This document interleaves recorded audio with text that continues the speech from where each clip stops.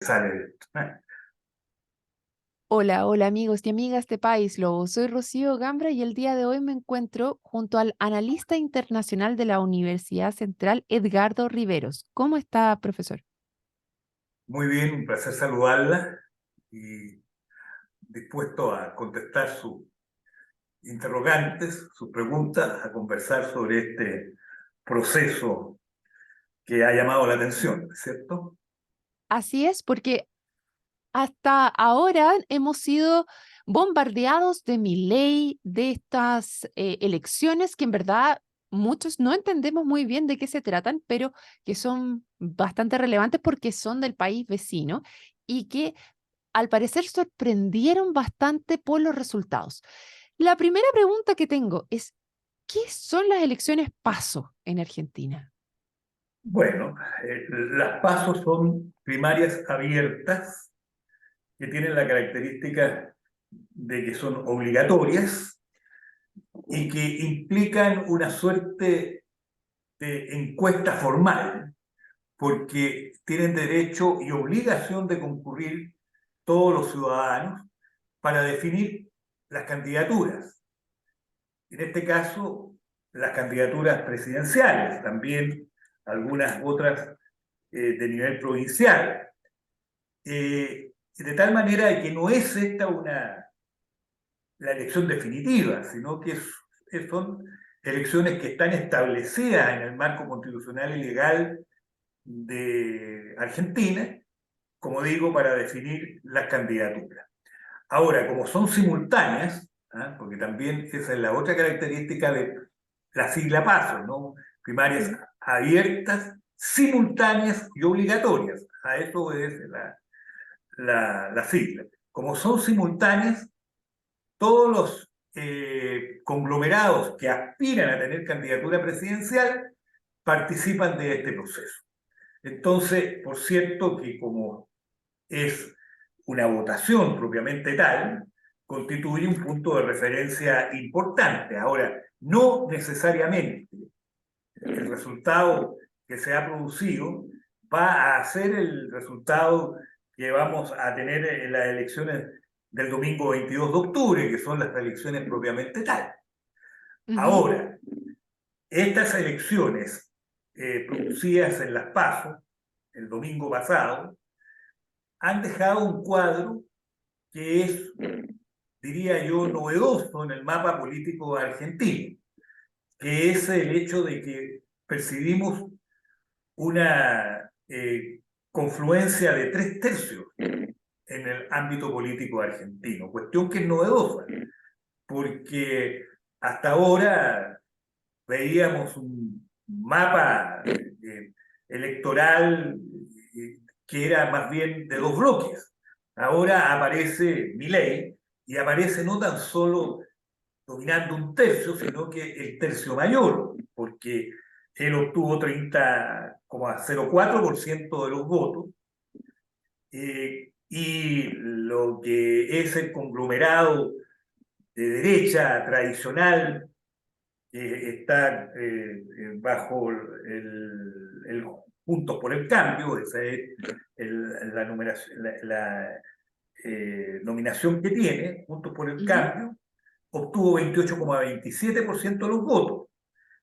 Y la Unión por la Patria, que es la que representa las fuerzas del actual gobierno, obtuvo 27,27% de los votos. O sea, la verdad es que se da 3/3 bastante parejos, ¿eh? En el cuadro electoral, pero la novedad es que aparece una tercera fuerza, que es la de Javier Milei, que es este candidato que se individualiza como el movimiento libertario y Ujú. que sorprende por el hecho de haber sacado la primera mayoría, que no era lo que las encuestas le daban, sino que a Milei con seguridad y aparecer en la papeleta del próximo domingo 22 de octubre, pero no era, las encuestas no lo daban como ganador en las pasos, en las primarias, como obteniendo la primera mayoría en las primarias, corría además como candidato único en su bloque,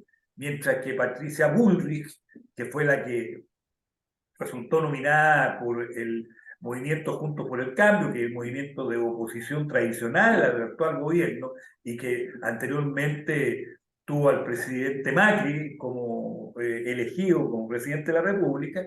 Bueno, Patricia Bullrich sacó 16,98% de los votos, y así tenía un competidor, que era Horacio Rodríguez Larreta, que obtuvo 11,29% de los votos. En conjunto, entonces, hacen el 28,27%. Y Sergio Massa, que en un momento determinado se estimó que también iba a ser candidato único de las fuerzas del actual gobierno, Unión por Patria, tuvo finalmente un competidor, pero un competidor que resultó ser un competidor menor, porque obtuvo solo 5,87% de los votos, mientras Sergio Massa obtuvo el 21,4%, de tal manera de que en conjunto tienen el 27,27% de los votos.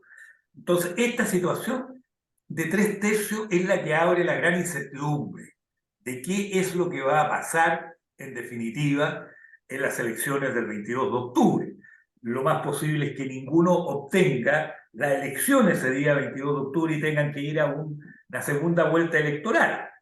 Y en Argentina es diferente a lo que ocurre en nuestro país. En nuestro país van las dos, hay que obtener la mayoría absoluta de los votos. Cuando hay más de dos candidatos, cuando hay dos candidatos, siempre uno va a obtener la mayoría absoluta de los votos, vale decir la mitad más uno de los votos, y si ninguno obtiene esa mayoría, hay que ir a segunda vuelta electoral. En Argentina el cuadro es diferente. Si un candidato saca el 45% de los votos, esa es la persona electa. Y también puede resultar electa si saca un 40% de los votos, pero una diferencia de 10 puntos con el que le sigue. Y pareciera ser que ninguno de los tres candidatos en esta división de 3/3 va a obtener alguna de esas votaciones que le va a permitir ser electo en la primera vuelta y no tener que someterse a una segunda vuelta electoral. Y ahí es donde se abren todas las alternativas posibles que podríamos conversar. Entonces, le entendí bien. Si, si en la elección del 22 de octubre alguno saca un 45% de los votos, ¿queda inmediatamente electo o tiene que tener además este 10% de diferencia? 10 puntos de diferencia. No, con 45% de los votos queda electo. Queda electo. Y aquí la duda está entonces si lo logran, porque están súper tercerizados, o sea, cada uno está agarrado de un tercio en particular y ¿se ve alguna probabilidad de que eso cambie en los meses que siguen? Difícil, francamente, que ello cambie. La otra posibilidad de ser electo en primera vuelta es que obtenga un 40% de los votos y una diferencia de 10 puntos con la segunda mayoría. Es la otra posibilidad. Pero difícil, como digo, en este cuadro que uno observa de división. Lo más posible es que tenga que haber segunda vuelta electoral. De ahí, quienes pasan a la segunda vuelta electoral es una incógnita. Aquí se ha producido, sin lugar a duda, una situación que podríamos denominar de alta imprevisibilidad. O sea, no, hay allí un cuadro que puede ser que pasen a segunda vuelta Patricia Bullrich y Milei, Mm. y quien se vea obligado a optar entre ambos, entre Milei y Bullrich, sean las actuales fuerzas de gobierno, es decir, las que llevan como candidato a Sergio Massa, que es el actual ministro de Finanzas del gobierno argentino, encabezado por el presidente Fernández. Y puede darse el otro escenario también, de que sea Sergio Massa con Bullrich, los que pasen a segunda vuelta, y ahí Milei tendría que optar por las fuerzas que han votado a Milei tendrían que optar o por Bullrich o por Massa. Y podría darse también la posibilidad de una segunda vuelta entre Massa y Milei, y ahí quienes tengan que optar entre ambos sean las fuerzas de la derecha tradicional, las que tuvieron como presidente a Macri hasta antes del presidente Fernández. Y bueno, como usted ve, es un cuadro sumamente abierto. Y en ese sentido, de las PASO en general, ¿se había dado algo así? Porque hablamos que en general tenían dos bloques, pero ¿hay algo en la historia que diga cuando van tres, el que gana ya tendría casi asegurado el paso a la segunda vuelta, por ejemplo? Claro, o sea, este escenario de 3/3 es bastante inédito. O sea, Ya. eso contestando esa es la novedad de lo que ha ocurrido en el proceso actual. Que haya 3/3 donde, como son 3/3, los que pasen a la segunda vuelta electoral pueden ser cualquiera de los tres. O puede ser Milei, ¿ah? Mm. O puede ser Bullrich, puede ser Massa. Los tres están con Cualquiera opciones de puede. pasar a la segunda vuelta. Ya. ¿Y qué pasaría en Argentina? ¿Habría algún cambio si gana Milei, si gana Bullrich o si gana Massa? ¿Hay cambios reales en Argentina si gana uno o el otro? ¿O en verdad da lo mismo que salga, vamos a seguir con el mismo sistema? Hay un candidato que sin lugar a dudas plantea una situación bastante disruptiva, que representa, por así decirlo, y esa es la fuerza que ha demostrado y que lo hace haber estado con la primera votación, con la más alta votación el domingo pasado. Ese candidato que tiene una posición disruptiva, yo diría que incluso en algunos aspectos estrambótica, es Javier Milei, que plantea términos de algunos ministerios, entre ellos el Ministerio de Educación. Ahora ha planteado el hecho que va a retirar a Argentina del Mercosur, que no tendría relaciones con China. Entonces, realmente sus posiciones son posiciones muy disruptivas. Ahora, ¿por qué él ha obtenido la votación que ha obtenido? Porque representa un alto descontento con la realidad económica, social y política de Argentina. Entonces, ese descontento pareciera ser reflejado por un candidato que tiene estas características tan especiales, que plantea cosas tan disruptivas, que implica una continuidad de ese eslogan que surgió al comienzo del siglo, al comienzo, en los años 2001, 2002, que eran váyase todo. Se recuerda usted que ahí hubo una crisis en Argentina, usted muy joven, a lo mejor no lo recuerda, pero a Sí. comienzo, hace No 25, duraban nada los presidentes en 23 años Argentina. atrás, exactamente, hubo una seguidilla de presidente y un descontento social enorme, el váyanse el todo, y muchas de esas cosas no han podido ser resueltas en el curso de estas 2 décadas, y eso lo refleja mi ley. Pero ahora, si eso va a transformarse en un programa de gobierno, en la capacidad de poder conducir el país con certeza, es una incógnita. Yo creo que este tema de los 3/3 coloca una situación muy desafiante para la gobernabilidad de Argentina. Y viendo el núcleo de su pregunta, ese creo yo que debiera ser la principal preocupación, cómo concitar mayorías sólidas que no la dan los 3/3 para dar certeza de gobernabilidad al país. ¿Ah? Una suerte de gran coalición que permita sumar mayorías, constituir gabinetes estables, sólidos, que tengan además una clara y sólida presencia en el Parlamento, tanto en la Cámara de Diputados como en el Senado, cuestión que, por ejemplo, Milei difícilmente va a lograr. Lo más posible es que si él fuera elegido, no va a tener una fuerza parlamentaria de respaldo que le dé solidez a su gobierno. Entonces, es un elemento de incertidumbre. Además, Argentina es un país federal, donde los gobiernos de las provincias tienen mucho poder, donde los gobernadores tienen mucho poder, y difícilmente mi ley va a poder tener un cuadro de gobernadores que le dé respaldo de gobernabilidad. Entonces, todos estos elementos están presentes. Ahora, también el desafío es para las fuerzas del actual gobierno y para las fuerzas de Juntos por el Cambio, que llevan a Patricia Bullrich como candidata y que, como digo, ya tuvieron un presidente que fue el presidente Macri. Ninguno de las dos fuerzas, ni el actual gobierno, ni el gobierno del presidente Macri, lograron dar esa certeza de gobernabilidad por el cuadro, digamos, de incerteza en los apoyos que van generando. Entonces, yo creo que ese es el principal desafío que los actores políticos en Argentina tienen. Normalmente cuando gana una persona que representa fuerzas más bien de derecha, se produce un cuadro de reacción en el ámbito económico más bien positivo. Aquí ha ocurrido lo contrario.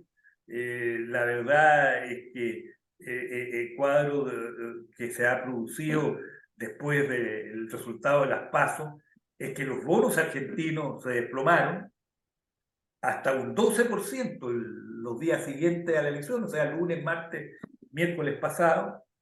Ha habido una devaluación del peso, pues claro que esta es una medida impulsada por el gobierno. Entonces, realmente el cuadro y la responsabilidad que tiene la ciudadanía argentina es muy alta. ¿Ah? ¿Cuál va a ser la motivación que van a tener el 22 de octubre y luego eventualmente el 19 de noviembre, que es cuando tendrían que verificarse el balotaje, o sea, la segunda vuelta electoral? La última pregunta, profesor. ¿Cómo se ve afectado Chile frente a este clima de tanta incertidumbre que tenemos con los vecinos actualmente? Bueno, ¿Afecta o no? en primer lugar, siempre es bueno para los países, y en este caso Chile, tener gobiernos que tengan un marco de estabilidad. Eso no está en riesgo en Argentina. Argentina es una democracia sólida, tiene un sistema de partidos políticos. Las relaciones que Chile tiene con Argentina son relaciones de Estado a Estado, por lo tanto no debieran verse afectadas las relaciones internacionales porque tienen esa impronta que son de Estado a Estado. Eso significa que no dependen exclusivamente de los gobiernos de turno.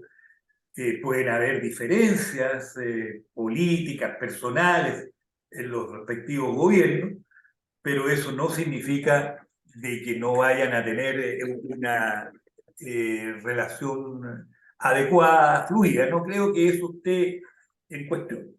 Pero por cierto que el tema de la gobernabilidad nos interesa y los procesos políticos tienden a tener algunos elementos espejos. Ya desde luego hay algún candidato aquí o que se perfila como candidato que celebró mucho la primera mayoría de Milei en las PASO. Por lo tanto, hay ahí algún tipo de efecto. Y por el contrario, otros que se han distanciado de aquello. Entonces, hay editoriales que también hay que seguir de algunos periódicos influyentes en nuestro país que colocan luces de alerta, ¿no? Ante estas vinculaciones que se realizan tan fácilmente. Milei es una persona que tiene algunos estilos muy semejantes a los del presidente Trump, o a lo del presidente, a lo que fue Trump en Estados Unidos, a lo que fue Bolsonaro en Brasil. Y bueno, eso por supuesto que despierta inquietudes, naturalmente que despierta inquietudes. Pero como le digo, desde el punto de vista de nuestras relaciones bilaterales, no creo que hayan, no debieran haber mayores efectos porque las relaciones son estables, son de Estado a Estado y simplemente hay que mirar, sí, con atención el proceso y la evolución política de nuestros vecinos. Mm. Sí, es interesante cuando vimos justamente que ya que trajo a colación a Bolsonaro, teníamos un embajador que no había sido reconocida sus credenciales actualmente y ahí hubo un pequeño tema en su minuto. Vamos a ver si ahora en Argentina pasaría algo similar en caso de que entrara alguien quizás como Milei. Puede ser, ¿o no? Mire, Milei entraría con una realidad distinta a la que usted me plantea con relación a Brasil, porque nosotros tenemos un embajador o una embajadora, en este caso, Ujú. en funciones ya desde hace En ejercicio. un buen tiempo, en ejercicio. Acá el cuadro fue de un embajador nombrado al cual había que pronunciarse acerca de lo que se denomina el beneplácito, que tienen que dar los gobiernos a un embajador nuevo que es nombrado. Ese proceso no se da con un embajador que ya está designado. ¿Cuánto tiempo dura el El periodo mandato presidencial? presidencial, Sí, 4 años, 4 años, ya, con posibilidad de reelección. de reelección inmediata. O sea, el presidente Fernández podría haber ido a la reelección, pero Mm. declinó esa opción. Bueno, muchas gracias, profesor analista internacional Edgardo Riveros, por conversar con nosotros el día de hoy. Y a todos los que se sumaron, les recuerdo que esta y otras conversaciones las pueden revisar en www.paislobo.cl. Y si les gustó, no se olviden de compartir. Chao, chao. Bien, buenas tardes, muchas gracias.